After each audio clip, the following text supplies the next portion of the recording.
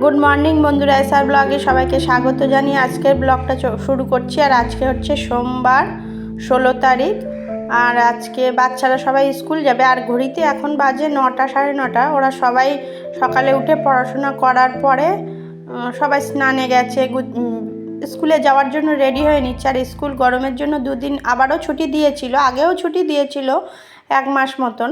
তারপরে আবার গরম বাড়ার জন্য দুদিন ছুটি দিয়েছিল। আর সোমবার মানে হোয়াটসঅ্যাপে জানিয়েছে ফের সোমবার স্কুল খোলা হবে।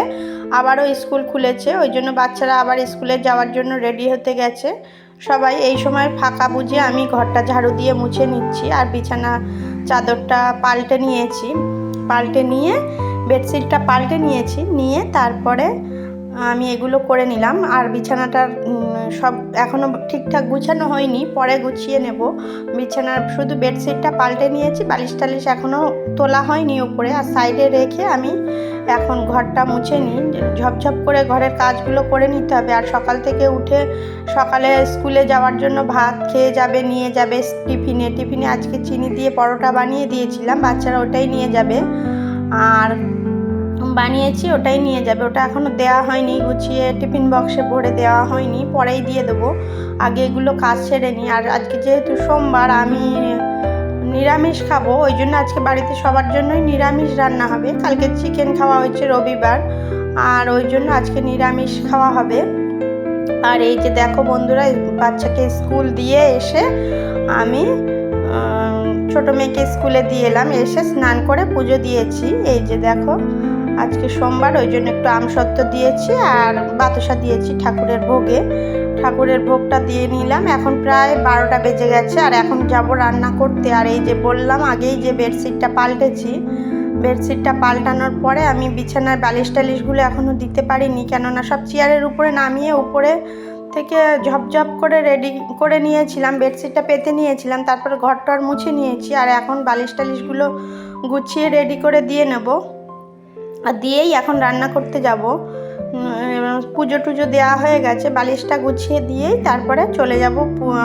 ঘরের মধ্যে চেয়ারগুলোতে বসার জায়গা নেই, ওই জন্য মনে করলাম যে চেয়ারটা আগে পরিষ্কার করে নিই। চেয়ারটা থেকে সব জিনিসপত্রগুলো উপরে তুলে নিয়ে ঠিকঠাক জায়গায় সব গুছিয়ে নিয়ে তারপরে আমি রান্নায় চলে যাব। আর আজকে সেরকম কিছু নেই, একটু ছোলার ডাল ভিজিয়ে রেখেছি, ওটাই রান্না করব।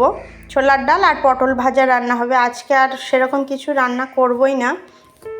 আর ওদের ডালটা একটু আমিষ করব, মানে পেঁয়াজ টিয়াজ দিয়ে করব বাড়ির সবার জন্য। আমার জন্য একটু নিরামিষ ছোট করে ডাল করব, একটু জিরে ফোড়ন দিয়ে করে নেব, ব্যাস।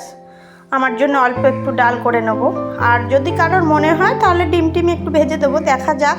যদি নিরামিষ খেতে বাচ্চাদের একটু অসুবিধা হয়, ওরা ডিম ভাজা পেলে হয়ে যাবে। আর দেখো এই যে বিছানাটা আমার গুছানো কমপ্লিট। আর এখন আমি চলে এসেছি রান্নাঘরে রান্না করতে।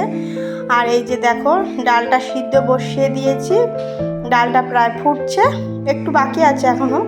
আর কড়াইতে তেল দিয়ে দিয়েছি, পটলটা ভাজবো, পটল ভাজাটা বসিয়ে দেবো। আর এই যে দেখো আমার করা কমপ্লিট। আর এই যে অল্প কিছু আম কেটে নিয়েছি, এখন পুজো দেওয়ার পরে আমি একটু খাবো, খিদে পাচ্ছে, একটু আমটা খেয়ে নেব। পটলটা ভাজা বসিয়ে দিই, দেওয়ার পরে আর পটল ভাজাটা বসিয়ে দিয়ে আমটা খেয়ে নেব। সকালে আমি কিছু খাই না সোমবার দিন, পুজো দেওয়ার পরে একেবারে দুপুরের ভাতটা খাই, সেই জন্য আর সকালে কিছু খাওয়া হয়নি। এখন মনে হচ্ছে একটু খিদে পাচ্ছে, ওই জন্য একটু আম কেটে নিয়েছি। ওই আমটা রান্নাটা পটল ভাজাটা বসিয়ে দেবো, ওদিকে ডালটা সিদ্ধ হচ্ছে, এর মধ্যে আমি একটু খেয়ে নেব। নেওয়ার পরে আমি রান্নাটা কমপ্লিট করব। রান্নাটা কমপ্লিট হয়ে যাওয়ার পরে আমি সবাইকে ভাত দেব, আর আমার হাজব্যান্ডের জন্য ভাত নিয়ে যাব। তাহলে দেখতে থাকো, আমি রান্না বান্না করে নিই।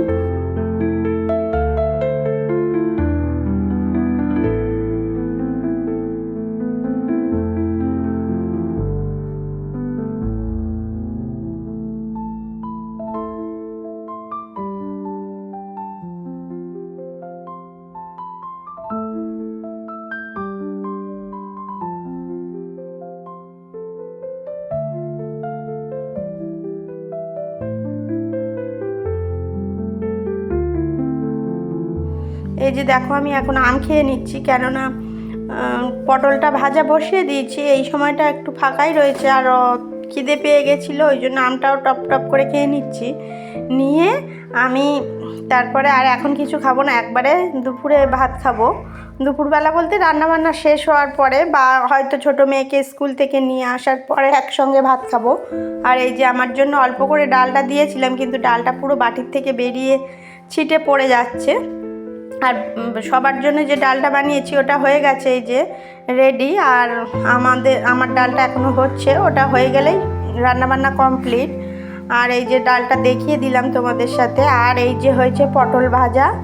আর আমার ননদ পাশের বাড়িতে থাকে, ননদ রান্না করে দিয়ে গেছিলো পেঁপে আলুর তরকারি, আর এই ছোট চুনো মাছগুলো ভাজা দিয়ে গেছিলো। আর এই যে দেখো বৃষ্টি তো প্রায় সময় পড়ছে, আমার লঙ্কাগুলো আমি এইভাবে গ্যাসের তলায় দিয়ে রেখেছিলাম যাতে লঙ্কাগুলো ভালো থাকে।